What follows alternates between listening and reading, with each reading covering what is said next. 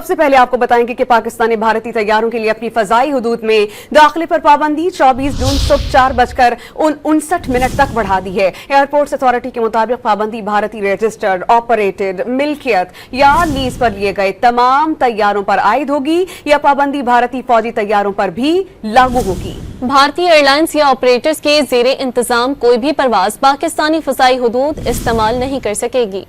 سب سے پہلے آپ کو بتائیں گے کہ پاکستان نے بھارتی طیاروں کے لیے اپنی فضائی حدود میں داخلے پر پابندی 24 جون صبح 4:59 تک بڑھا دی ہے۔ ایئرپورٹس اتھارٹی کے مطابق پابندی بھارتی رجسٹرڈ، آپریٹڈ، ملکیت یا لیز پر لیے گئے تمام طیاروں پر عائد ہوگی یا پابندی بھارتی فوجی طیاروں پر بھی لاگو ہوگی۔ بھارتی ایئر لائنز یا آپریٹرز کے زیر انتظام کوئی بھی پرواز پاکستانی فضائی حدود استعمال نہیں کر سکے گی۔